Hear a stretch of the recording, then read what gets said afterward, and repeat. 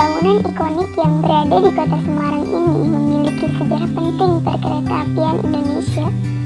Didesain dengan megah pada era kolonial Belanda, ternyata bangunan ini menyimpan berbagai keunikan pada arsitekturnya. Semarang memiliki beragam daya tarik para wisatawan, mulai dari wisata kuliner, budaya, religi, hingga cerita sejarah pada masa Hindia Belanda.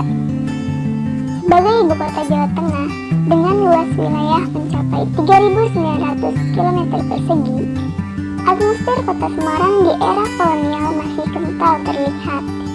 Ya, bangunan kokoh dan indah menghiasi jantung kota Semarang. Inilah bangunan 1000 pintu Lawang Sewu. Nama Lawang Sewu berasal dari bahasa Jawa yang berarti 1000 pintu. Nama ini disematkan oleh masyarakat Jawa sekitar karena bangunan peninggalan Belanda ini memiliki banyak pintu. Meski gedung yang dikelola PT KAI sebagai museum kereta api sempat mangkrak dan tak terawat, kini Lawang Sewu menjadi salah satu magnet pariwisata andalan di kota Semarang. Memiliki nilai sejarah dan kemegahan gedung yang berarsitektur unik, Lawang Sewu terdaftar dalam bangunan cagar budaya. Gedung seluas 2 hektar ini terdiri dari 3 lantai dengan 2 sayap yang membentang ke kanan dan ke kiri.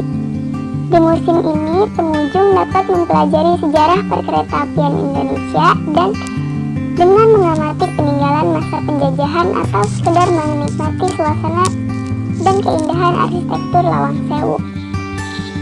Gedung Lawang Sewu berkaitan erat dengan sejarah perkeretaapian pertama di Indonesia.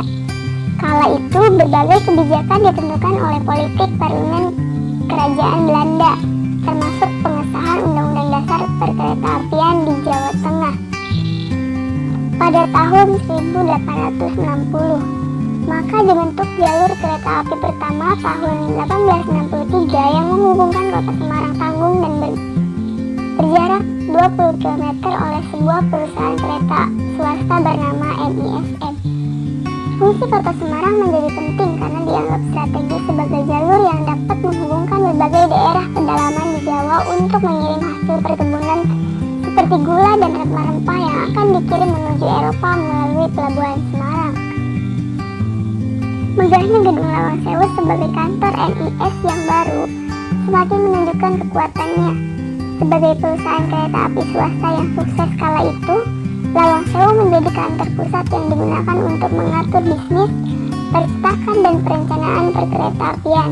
Hingga di tahun 1942 hingga 1945, Lawang Sewu diambil alih oleh Jepang sebagai kantor jawatan transportasi Jepang.